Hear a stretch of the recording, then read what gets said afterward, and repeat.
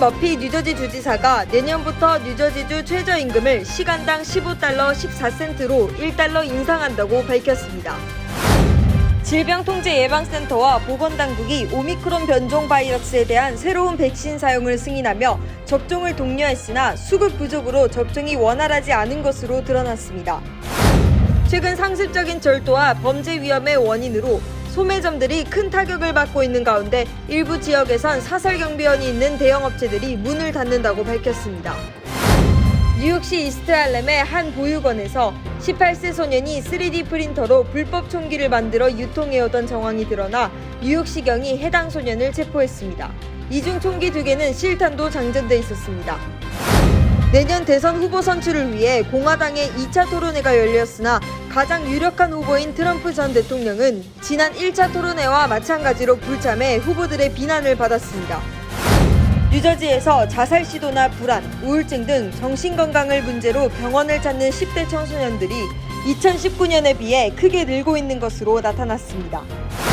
지구온난화로 전 세계 해수면이 상승하면서 뉴욕시가 가라앉고 있다는 연구 결과가 나온 가운데 퀸즈의 2곳이 특히 더 빠르게 가라앉고 있다는 조사가 발표됐습니다. 물가 급등을 비롯한 경제난으로 부모나 가족들과 함께 살고 있는 젊은 층이 급증하고 있습니다. 대부분의 젊은이들이 만족하고 있는 것으로 드러났습니다.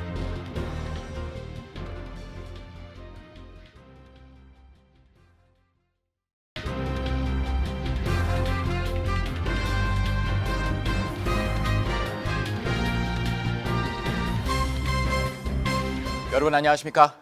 KBTV 뉴스9 이창원입니다. 내년부터 뉴저지주의 최저임금이 시간당 $15 14센트로 인상될 전망입니다. 뉴욕시의 최저임금은 시간당 $16로 오를 예정입니다. 자세한 내용 정지원 기자가 전해드립니다. 내년부터 뉴저지주의 시간당 최저임금이 기존의 $14 13센트에서 $15 14센트로 $1 인상됩니다. 필 머피 뉴저지주 지사는 성명을 통해 2019년 서명한 법안에 따라 2014년 1월 1일을 기점으로 최저시급을 $15 14센트로 인상한다고 밝혔습니다. 이어 물가 고공행진에 비해 수년간 최저시급이 제자리 걸음을 걸으며 빈익빈 부익부 현상이 심화됐다고 지적했습니다.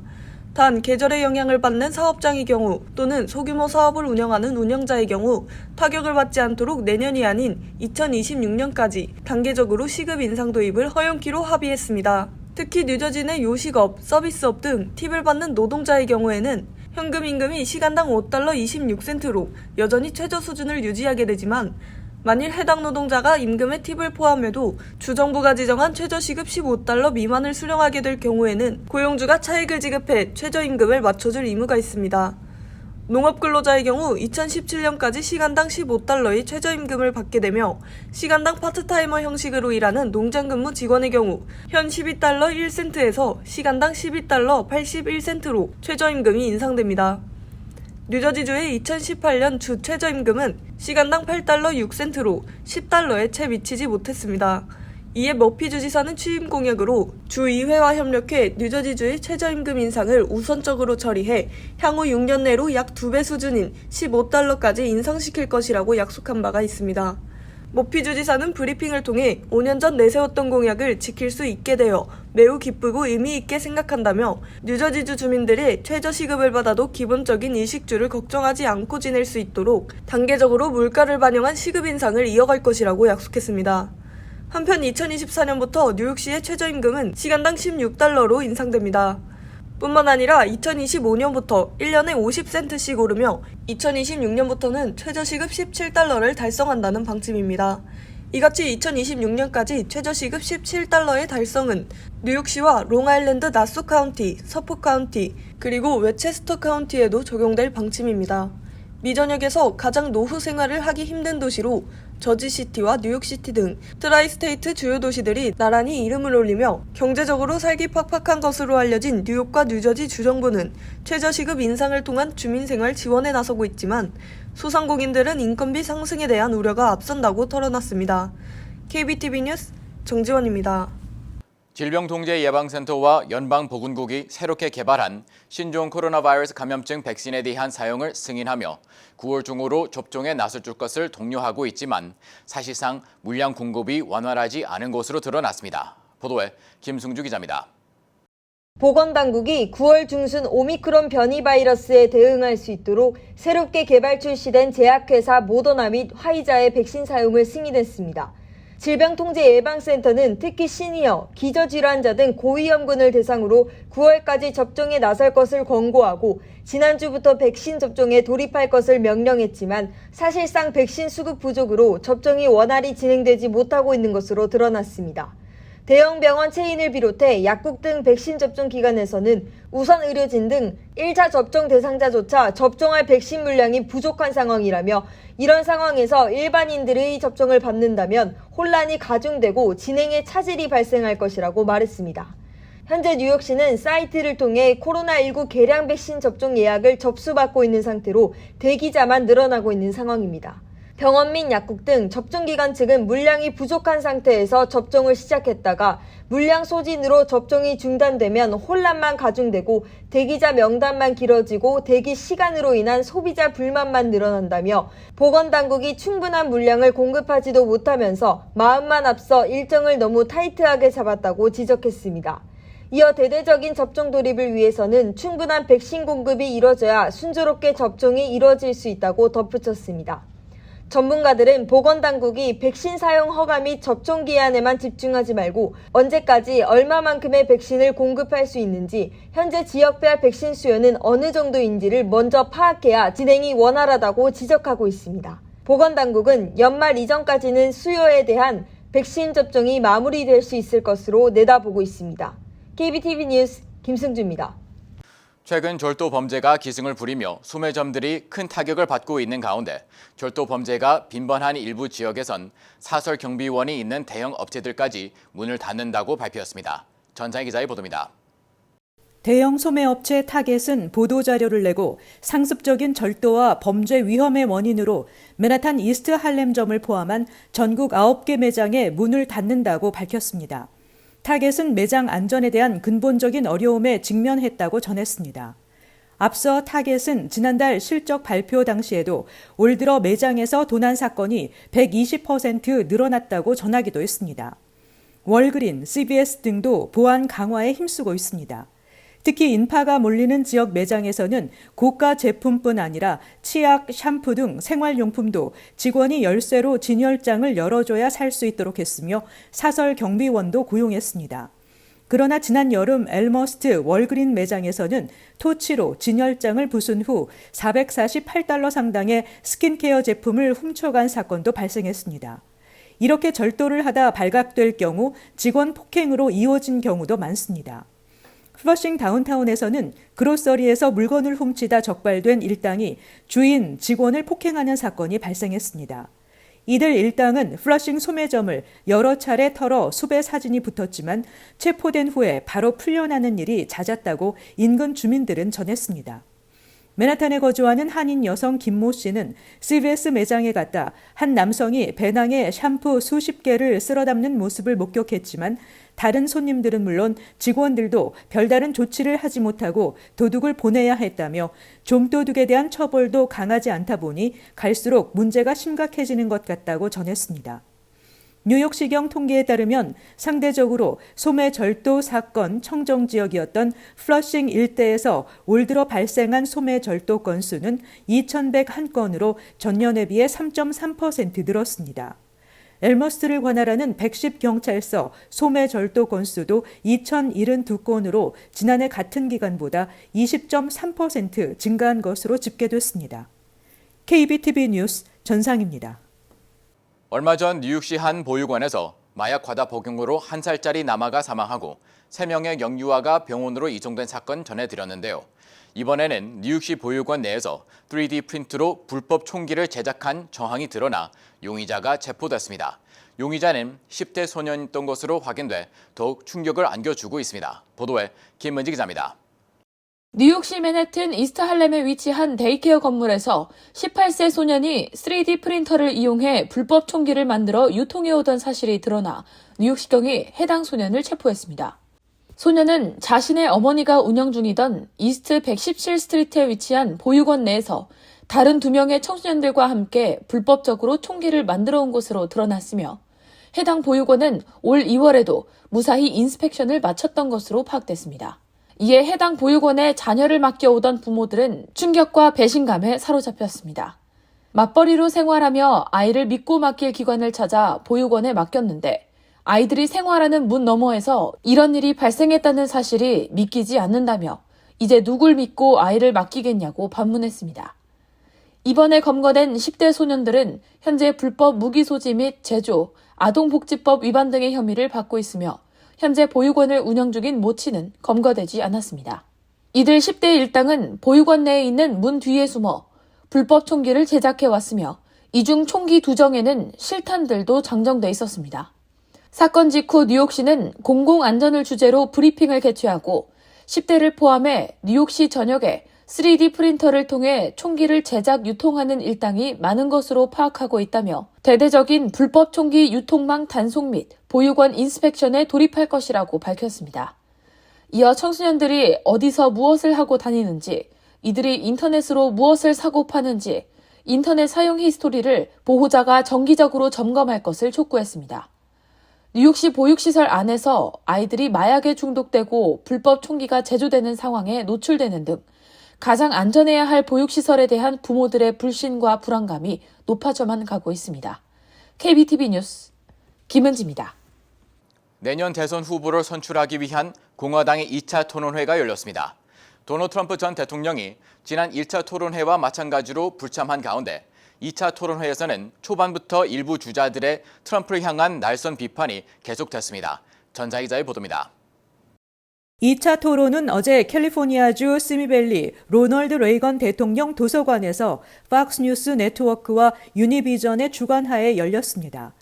토론회는 론 디센티스 플로리다 주지사, 니키 헤일리 전 유엔 대사, 마이크 펜스 전 부통령, 크리스 크리스티 전 뉴저지 주지사, 팀 스콧 상원 의원, 더그 버검 노스다코타 주지사, 기업가 비백 라마스와미 등 7명이 참여했습니다. 압도적인 지지율을 자랑하는 도널드 트럼프 전 대통령이 지난번에 이어 이번에도 불참하면서 각 후보들이 자신이 대안이 될 수 있음을 증명하려 하는 다소 김 빠진 모습이 연출됐다는 평가가 나왔습니다.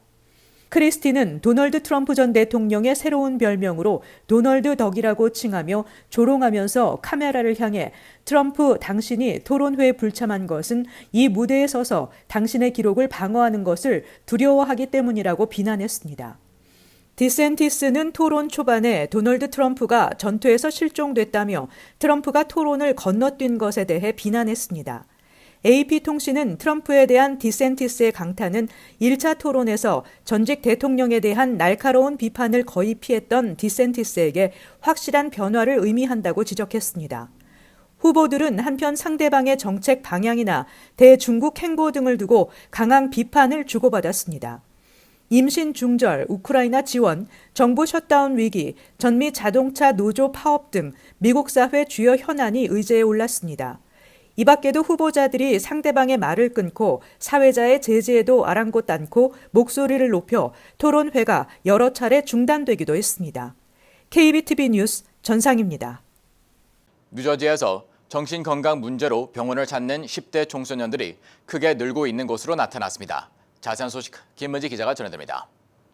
뉴저지 병원 연합 보고서에 따르면 지난 2022년 자살 시도나 불안, 우울증 등 정신질환 문제로 주내 병원을 방문하는 12세에서 17세 사이 청소년 수가 코로나19 사태 이전인 2019년에 비해 대폭 증가했습니다. 불안 증세 관련으로 입원한 청소년 수는 54% 증가했고 우울증 관련 입원은 25% 증가했습니다. 섭식 장애 관련 입원도 2배 이상 늘었습니다. 뉴저지 병원들은 정신건강 관련 청소년 환자가 급증하면서 관련 서비스 강화에 나서고 있는 상황입니다. 대표적으로 해켄색 병원은 간호사들을 대상으로 정신건강 관리가 필요한 환자를 평가하거나 처치하는 방법에 대한 교육을 실시하기로 했습니다.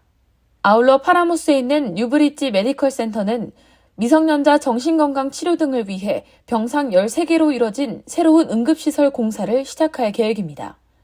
로버트 우드 존센 대학병원은 섭식장애 환자 병상 수를 14개에서 20개로 늘렸습니다. 주정부는 자녀가 정신건강 위기를 겪고 있는 경우 자살 방지 및 상담 핫라인 988로 전화해 도움을 받을 것을 권고했습니다. 988에 전화하면 전국 자살 예방 라이프라인이 정신건강 응급 상황 대처에 도움을 줄 수 있는 상담사를 연결해주거나 약물 남용 치료를 위한 정보를 안내받을 수 있습니다. KBTV 뉴스 김은지입니다. 지난 5월 전 세계 해수면이 상승하는 동시에 코끼리 1.4억 마리 무게에 해당하는 고층 빌딩들로 인해 뉴욕시가 가라앉고 있다는 연구 결과가 발표됐는데요. 이 중에서도 퀸즈의 특히 두 곳이 뉴욕시 다른 그 어느 지역보다 가장 빠르게 가라앉고 있다는 조사가 나왔습니다. 정지영 기자의 보도입니다. 지구온난화로 인해 세계의 빙하들이 녹아내려 바닷물이 불어나는 상황에서 뉴욕 주변의 해상수의 증가 속도는 지구 평균보다 2배나 되는 것으로 알려졌습니다. 이런 가운데 나사의 제트 추진 연구소와 러커스대 지구행성과학부팀은 뉴욕시의 지역별 침수 속도를 측정한 연구 결과를 발표했습니다. 연구팀은 뉴욕시가 매년 1.6mm의 침강 속도로 가라앉고 있다는 것을 확인했다고 밝혔습니다. 연구에 따르면 2016년부터 2023년까지 가장 빠른 수지-토지 움직임을 보인 뉴욕시 인근 지역은 US 오픈이 열리는 라구아디아 공항과 아서이시 스타디움으로 둘 다 퀸즈에 위치해 있습니다. 특히 아서이시 스타디움은 처음 건설 당시 경기장 아래 가라앉은 땅이 정규 건설 지붕의 무게를 지탱할 수 없을 것으로 판단돼 천 지붕을 가벼운 것으로 변경 설치됐다고 말했습니다. 그러면서 빠르게 가라앉고 있는 이들 핫스팟 지역은 과거 매립지로 사용되었다고 논문은 밝혔습니다. 또 뉴욕시 외곽이 440번 고속도로와 78번 주간고속도로가 주변 지역보다 빠른 속도로 가라앉고 있는 것으로 나타났습니다. 육지 침강은 홍수에 더 취약해짐을 의미합니다. 실제로 440번 고속도로는 지난 2021년 9월 허리케인 이다가 동부 해안에 돌발 홍수를 일으키면서 침수됐고 수백 대의 차량을 고립시켰습니다. 과학자들은 이번 세기 말이 되면 폭풍으로 인한 큰 홍수가 지금보다 4배 이상 많이 발생할 것으로 예측했으며 840만 명의 인구가 밀집된 뉴욕시는 해수면 상승, 치마, 자연 및 인위적인 원인으로 인한 폭풍 강도 증가 등 다양한 종류의 침수 위험에 직면하고 있다고 요약했습니다. 한편 이와 별개로 지난 5월 미국 지질조사국 소속 톰 파슨스 지질학자가 이끄는 연구팀 역시 맨해튼 남부 등 일부 지역의 경우 침하 속도가 2배가량 빠른 것으로 나타났다고 밝혔으며 그 원인으로는 건축물을 지목했습니다. 연구진은 뉴욕을 짓누르고 있는 엠파이어 스테이트 빌딩, 크라이슬러 빌딩 등 100만 개의 건축물 무게가 총 1조 6,800억 파운드에 달한다고 추산했는데 이는 코끼리 1억 4천 마리의 몸무게와 맞먹고 프랑스 파리 에펠탑의 무게가 11,000톤가량이라는 점을 고려하면 7만 개의 에펠탑에 해당하는 무게라고 지적했습니다. KBTV 뉴스 정지원입니다. 최근 경제적인 이유로 부모나 가족들과 함께 살고 있는 젊은 층이 급증하고 있습니다. 1940년대 이후 80여 년 만에 최고치를 기록한 것인데요. 가족에게 귀환한 대부분의 젊은이들은 삶에 만족하고 있는 것으로 나타났습니다. 전장 기자가 전해드립니다. 팬데믹에서 탈출했어도 물가 급등을 비롯한 경제난으로 부모나 가족들과 한 집에서 살고 있는 젊은 층이 급증하고 있다고 CBS 뉴스가 보도했습니다. 해리스 여론조사 결과 18세에서 29세 사이의 미국 젊은 층은 45%나 현재 부모 또는 가족들과 함께 살고 있다고 답했습니다. 이는 1940년대 이후 80여 년 만에 최고치를 기록한 것이라고 CBS 뉴스는 밝혔습니다. 부모들 집으로 귀환하는 일종의 캥거루족들은 물가 급등을 비롯해 고물가, 고금리가 겹쳐 있어 부모 또는 가족들과 함께 사는 젊은 층이 대폭 늘어나고 있는 것으로 CBS 뉴스는 분석했습니다. 부모 집으로 되돌아온 젊은 자녀들은 집값이 너무 비싸고 학자금 융자가 아직도 많이 남아있으며 물가 급등과 경제 개선이 미흡해 부모 집 귀환을 선택했다고 밝혔습니다. Z세대와 밀레니얼 세대들은 60%나 최근 2년 동안 돈 문제로 인해 예전에 가족들과 함께 살던 집으로 돌아왔다고 밝혔습니다. 젊은 층이 가족들에게 귀환한 이유로는 40%가 저축을 위한 것이고 30%는 혼자로는 생활 능력이 안 되기 때문으로 대답했습니다. 19%는 빚을 갚기 위한 것으로 밝혔고 16%는 비상금을 마련하기 위해 10%는 실직했기 때문이라고 밝혔습니다. 가족들과 함께 살고 있는 미국민들은 40%나 행복하다고 응답했으며 33%는 스마트한 선택이었다며 만족감을 표시했습니다.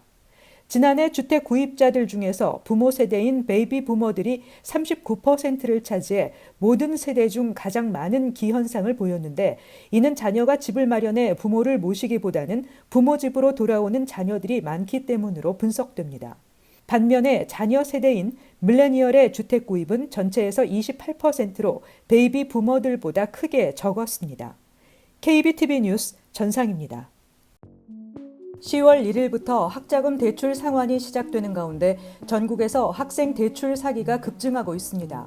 사기범들은 학생들에게 전화, 문자와 이메일로 연락해 신청서를 작성하면 돈을 주겠다며 개인 정보를 훔치는데, 사기 예방을 위해선 메시지 발송 여부를 기관에 직접 확인하고 은행 거래 내역을 자주 확인하는 것이 중요합니다. 사기범들은 로보콜, 문자와 이메일을 통해 다양한 방법으로 학생들에게 접근하고 있습니다. 이 같은 사기는 납부일을 얼마 남기지 않은 시점, 특히 소득이 없고 도움이 절실한 학생들이 속기 쉬울 것이라는 지적입니다. 전문가들은 매주 학자금 대출 사기 전화가 10만 회 이상 발생한다고 지적했습니다. 이 같은 사기를 막기 위해서는 학자금 대출 상환 전 전화, 문자와 이메일을 보낸 기관에 메시지 발송 여부를 직접 문의할 것이 당부되고 있습니다. 뉴욕시 의회가 소음 단속 카메라를 활용해 소음 공해를 줄이기 위한 패키지 조례안을 추진하고 나섰습니다. 올해 1분기 311 신고 중 3분의 1 이상이 소음 관련 신고였습니다. 패키지 조례안은 상업시설의 소음 기준을 개정하기 위한 조치로 소음 공해를 줄이기 위한 첫 번째 전략은 소음 단속 카메라를 도입하는 것입니다. 지난해 2월 뉴욕시 환경보호국은 도로 위 15피트 상공에 소음 측정기를 설치하는 시범 프로그램을 발표했고, 해당 카메라는 약 50피트 거리에서 85데시벨 이상의 고음이 감지되면 작동하는 것으로 알려졌습니다. 과속 단속 카메라와 마찬가지로 소음 단속 카메라는 시끄러운 자동차를 감지할 경우 번호판 사진을 찍고 뉴욕시가 차 소유주에게 우편으로 티켓을 발부하도록 조치합니다. 뉴욕시 소음법규를 위반할 경우 첫 위반 시 $220, 상습 위반 시 최대 $2,625의 벌금이 부과됩니다. 에릭 아담스 시장은 기존 뉴욕시 5개 보론의 임대료 지불에만 사용 가능했던 주택 바우처 프로그램을 주 전역으로 확대한다고 발표했습니다. 뉴욕시 주택 바우처 소지자는 소득의 30%만 임대료로 지불하고 나머지 비용은 시에서 부담합니다. 저렴한 주택이 전례 없이 부족해 뉴욕시가 심각한 주택 위기를 맞은 데다 약 12만 명의 망명 신청자가 뉴욕시에 유입됨에 따라 뉴욕시 쉘터 시스템이 수용 한계에 다다른 데 대한 조치인 것으로 풀이됩니다. 뉴욕시 밖 57개 카운티에서는 이러한 정책을 두고 반발의 목소리를 내고 있습니다. 에드데이 라클랜드 카운티장은 해당 정책은 라클랜드 지역 집값 상승으로 이어질 것이고 결국 기존 주민들이 집에서 쫓겨날 위험에 처할 것이라고 비판했습니다. 토니 블링컨 국무장관은 추석 메시지를 통해 한국인들이 기념하는 추석을 맞아 미국을 대표해 모든 한국인들에게 따뜻한 축원의 인사를 전한다며 올해 추석이 기쁨과 화합, 번영을 모두에게 가져다 주길 바란다고 밝혔습니다.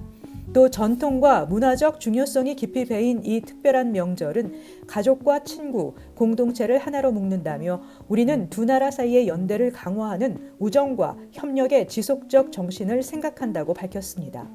이어서 추석 연휴의 즈음에 우애의 정신과 공유된 가치가 계속 우리의 여정을 인도하길 기원한다며 두 나라의 강한 우애는 희망과 전진의 등대이며 마음을 같이 하는 나라들이 협력할 때 커지는 잠재력의 좋은 사례라고 밝혔습니다.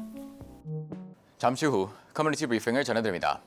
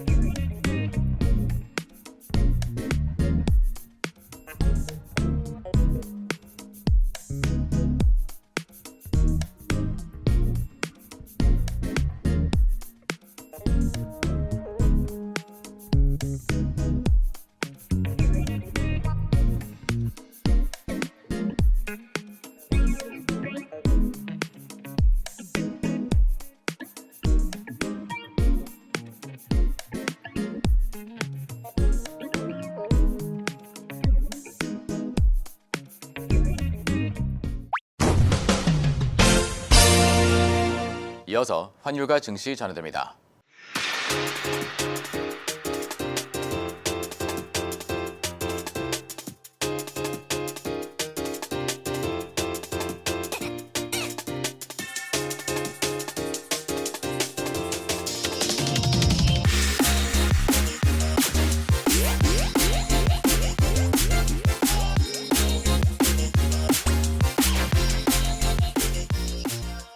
잠시 후 뉴욕과 뉴저지 날씨 전해드립니다.